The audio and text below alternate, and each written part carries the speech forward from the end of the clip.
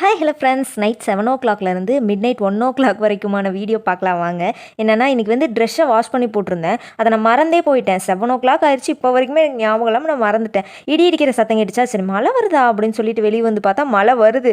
துளி விழுந்துட்டு இருந்துச்சு. நல்ல வேலையாக நான் அப்போவே வந்து வெளியே பார்த்தேன். என் வீடெல்லாம் க்ளோஸ் பண்ணிட்டா வெளியே என்ன நடக்குதுன்னே தெரியாது.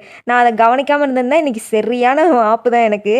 நான் வேக வேகமாக மேலே மாடியில் வந்து ட்ரெஸ் எல்லாம் எடுத்துகிட்டு வந்தேன். அது வழக்கத்துக்கு மாறாக இன்றைக்கி நிறைய ட்ரெஸ்ஸை வேறு வாஷ் பண்ணி போட்டுட்டேன். எல்லாத்தையும் கொஞ்சம் கொஞ்சமாக தான் எடுத்துகிட்டு போனேன். 2 டைம் எடுத்துகிட்டு போய் போட்டுட்டு கீழே வந்து ஒரு முக்கியமான குக்கிங் ஒர்க்கை மட்டும் கம்ப்ளீட் பண்ணாமல் இருந்தேன். என்னென்னா முட்டையை தோல் உரிச்சு வைக்கிறது. அதை மட்டும் உரிச்சு வச்சுட்டேன்னா டின்னர் ஒர்க் முடிஞ்சுது. அவ்வளோதான். இன்றைக்கி குயிக்காகவே சமையல் பண்ணிட்டேன். இன்றைக்கி டின்னர் ஸ்பெஷல் ஒயிட் ரைஸ், நல்லா கத்திரிக்காய், முருங்கைக்காய், மொச்சக்கொட்டை, நெத்திலி கருவாடு எல்லாம் போட்டு வச்ச கருவாட்டு குழம்பு, அதுக்கப்புறம் பாயில்டு எக்கு, அதில் பாதாளத்தில் இருக்கிற ரசம். இதுதான் நம்ம வீட்டில் இன்றைக்கி ஸ்பெஷல்.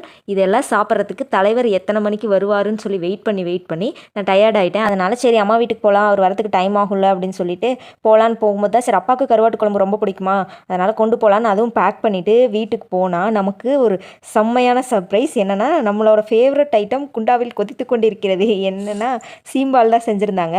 என்னடா இந்த கலரில் இருக்குது சீம்பால்னு நினைக்கலாம். என்னோட தாயார் வந்து ஹெல்தியர் வேர்ஷனில் செஞ்சுருக்காங்க. என்னென்னா நாட்டு சக்கரை ஆட் பண்ணி செஞ்சுருக்காங்க. அதனால தான் இந்த கலரில் இருக்குது. நல்லா சூடாக ஃபஸ்ட்டு நமக்கு தான் போட்டு கொடுத்தாங்க.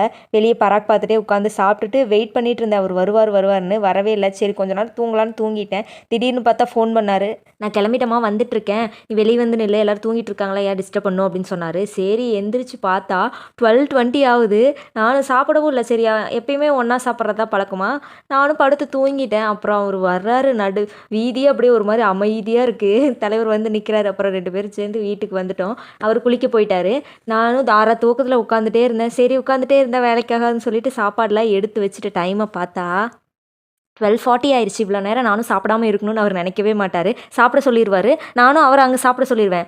ஆனால் அவரும் சாப்பிட மாட்டார், நானும் சாப்பிட மாட்டேன். என்னென்னா வீக்லி 2 days மட்டும்தான் நாங்கள் டைம் ஸ்பெண்ட் பண்ணுற மாதிரி இருக்கும். 1 day அவருக்கு ரெஸ்ட் எடுக்கவே சரியாக இருக்கும். 4 days வந்து கேரளாவில் இருப்பார். அப்புறம் என்ன பண்ண முடியும், எங்களுக்கான டைம் அந்த 2 days தான். அதனால் சாப்பிட்றது இதெல்லாமே நாங்கள் அந்த டைமில் ஒன்றா டைம் ஸ்பெண்ட் பண்ணணும்னு நினைப்போம். அது எவ்வளோ நேரமாக இருந்தாலும் பரவாயில்லன்னு 2 பேரும் இந்த டைமாக இருந்தாலும் நல்லா ஜாலியாக பேசிட்டு, அரை தூக்கத்துலையும் பேசிட்டு ஜாலியாக சாப்பிட்டதில் அதில் ஒரு ஹாப்பினஸ்.